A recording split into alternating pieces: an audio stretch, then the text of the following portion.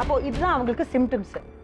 இதுலேருந்து தப்பிக்கிறதுக்கு, இதுலேருந்து மீட்டி இவங்களை இந்த வாழ்க்கையிலேருந்து வெளியில கொண்டு வரதுக்கு என்ன முயற்சி? எஸ் மேடம், இதுக்கு வந்து நாங்கள் we start is a treatment. என்ன ட்ரீட்மெண்ட் என்னன்னா, ஃபர்ஸ்ட் நிறைய சென்டர்ஸ் இருக்கு. Even we can treat in the hospitals, but we can't treat in the outpatient. In பேஷண்ட்டாக வச்சு தான் ட்ரீட் பண்ண முடியும். ஹாஸ்பிட்டல் அட்மிட் ஆகும். சரி. ஃபர்ஸ்ட் வந்து 5 days we give us a detoxification. Detoxification அப்படின்னா டாக்ஸிஃபிகேஷன், அதாவது உடம்புல டாக்ஸிக் சப்ஸ்டன்சஸ் இருக்கு. So we detoxify அது எல்லாத்தையும் வெளிய எடுக்கணும். We take it out. 5 நாள். Yes, 5 days, 3 to 5 days it takes. சரி. And then we give de-addiction treatment. De-addiction treatment எப்படி? அப்படின்னா we give classes, counseling and psychotherapy. Psychotherapy. Yeah.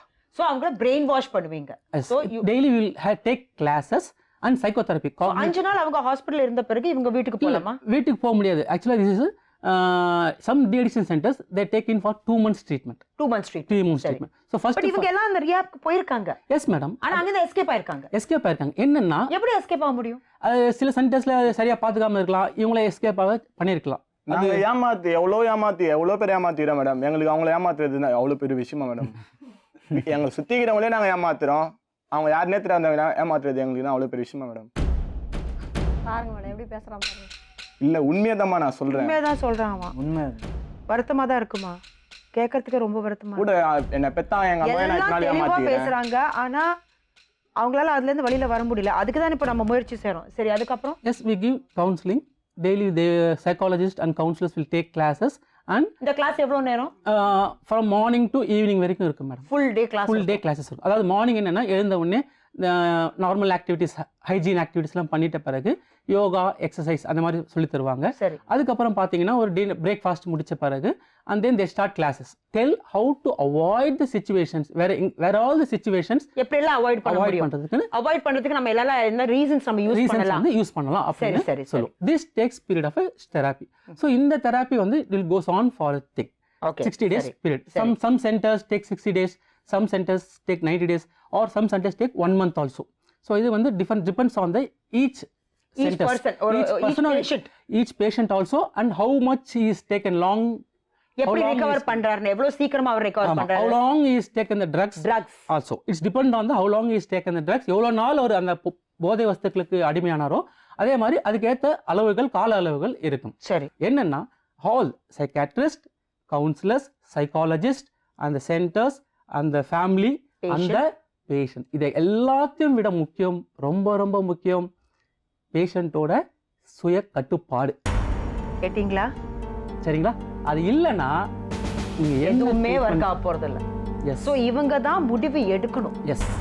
இதுல என்னப்பா இருக்கு? மேடம் ஒண்ணுமே இல்ல, முடிஞ்சு போன கதை அதெல்லாம். நீங்க எல்லாம் எவ்வளவு ஸ்மார்ட் பசங்க, எவ்வளவு சாதிக்கலாம். இப்ப நீங்க யூஸ் பண்ற உங்க பிரெயின் கரெக்டான டைரக்ஷன்ல யூஸ் பண்ணீங்கன்னா என்னெல்லாம் சாதிக்கலாம். இப்ப அவர் வச்ச ஒரு ரியாப் சென்டர் மாதிரி நீங்க ஓபன் பண்ணி ஒரு 100 பேஷண்ட்ஸை நீங்க கியூர் பண்ணீங்கன்னா இதுக்கு மேல என்ன தேவை நம்மளுக்கு வாழ்க்கையில? எவ்வளவு பெருமையா நம்ம நடக்கலாம். உங்களை பார்த்து உங்க அம்மா எவ்வளவு பெருமைப்படுவாங்க. அட்லீஸ்ட் அவங்க இந்த உலகத்துல இருந்து போறதுக்கு முன்னாடி அதாவது நம்ம பட்டிருக்கோமா இல்லையா? அந்த சந்தோஷம் நம்ம கொடுக்கணுமா வேணாமா? ஏன் ராகுல்? கொடுக்கணும் மேடம். உங்களை நம்பி உங்க ஃபேமிலி இருக்காங்க, அம்மா அப்பா தம்பி அண்ணா தங்கச்சி எல்லாருமே இருக்காங்க. அவங்களுக்கு அந்த சந்தோஷத்தை கண்டிப்பா இனிமேல் கொடுப்பேன் மேடம். சேவிங்களா? கண்டிப்பா செய்வேன் மேடம். ஏன் பாலாஜி? செய்றேன் மேடம். விட்டுறேன் மேடம் இந்த பழக்கத்தை. கேட்டிங்களா?